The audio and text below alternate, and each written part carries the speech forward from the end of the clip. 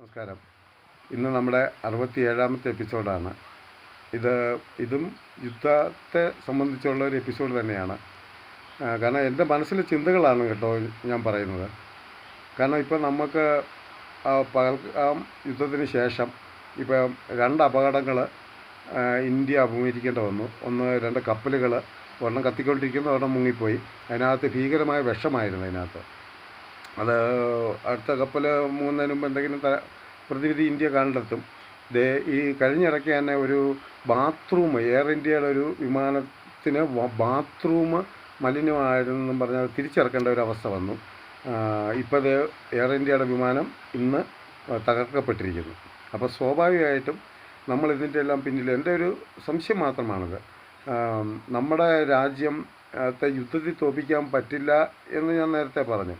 യുദ്ധം ചെയ്ത് നമ്മുടെ രാജ്യത്തെ ഇപ്പോൾ തോൽപ്പിക്കാൻ ആർക്കും പറ്റില്ല. നമ്മുടെ കൂടെ ഇസ്രായേലും റഷ്യയൊക്കെ ഉണ്ട്.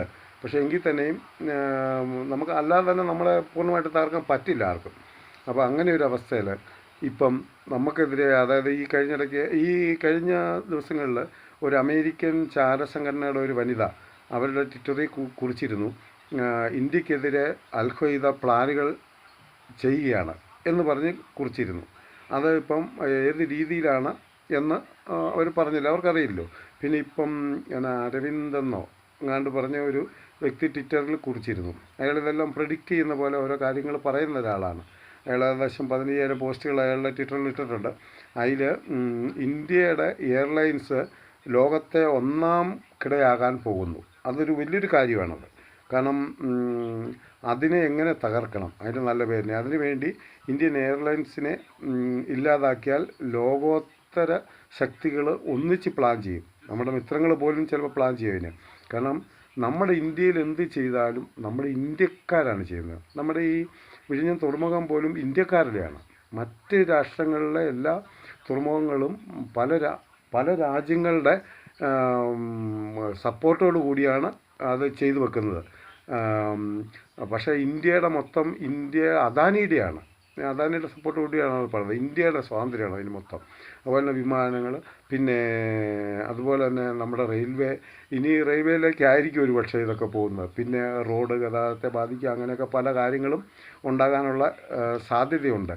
അപ്പം അത് നമ്മുടെ ശത്രുക്കളും മിത്രങ്ങളും എല്ലാം, കാരണം ലോകം കീഴടക്കാൻ എല്ലാ തരത്തിലും 1ാം നമ്പറാകാൻ പോകുന്ന ഇന്ത്യക്കെതിരെ നീങ്ങുന്നൊരു ഇതായിരിക്കാം. കാരണം ഇല്ലെങ്കിൽ ഈ എയർ ഇന്ത്യ വളർന്നാൽ പലർക്കും ദോഷമാണ്. പല രാജ്യങ്ങളുടെ രാജ്യാന്തര വിമാന സർവീസുകളെ ബാധിക്കുന്നതാണ്. ഈ തുറമുഖം തന്നെ വിഴിഞ്ഞത്തിൻ്റെ, അതുപോലെ തന്നെ നമ്മുടെ റെയിൽവേയുടെയൊക്കെ പുരോഗതി ഭയങ്കരമാണ്. കാരണം ഇതെല്ലാം പെട്ടെന്നാണ്, ഒരു 10 കൊല്ലം കൊണ്ടാണ് ഈ വളർച്ചയൊക്കെ ഉണ്ടാകുന്നത്. ഒരു 6 കൊല്ലം കൊണ്ട് വളരുമെന്ന് വിചാരിച്ച് 2 കൊല്ലം കൊണ്ട് ഇന്ത്യ നമ്പർ 1 ആവും. അതിൻ്റെയൊക്കെ ഒത്തിരി കാര്യങ്ങൾ ഇതിനകത്തുണ്ട്. അപ്പം അതുകൊണ്ടൊരു സംശയം പ്രകടിപ്പിക്കുന്നതെന്ന് മാത്രമേ ഉള്ളൂ. നമ്മുടെ ഓരോ ജനങ്ങളും, ഓരോ പൗരന്മാരും ഒന്ന് കണ്ണിങ്ങായാൽ, ഒന്ന് ശ്രദ്ധിച്ചാൽ പല കാര്യങ്ങളും അവർ ഭയങ്കരമായ ഇൻ്റലിജൻസ് ഓഫീസേഴ്സിൻ്റെ മൈൻഡുള്ള രീതിയിലായി കഴിഞ്ഞാൽ നമ്മുടെ ഇന്ത്യയെ തകർക്കാൻ ഒരിക്കലും പറ്റുകയില്ല. ഒരു മിലിറ്ററിക്കോ ഒരു പോലീസിനോ ഒരു ഭരണകൂടത്തിനോ പറ്റുന്നതിനേക്കാളും നമ്മൾ ഓരോരുത്തരും ജാഗരൂകരായിരിക്കണം എന്ന് മാത്രമാണ് എനിക്ക് പറയാനുള്ളത്.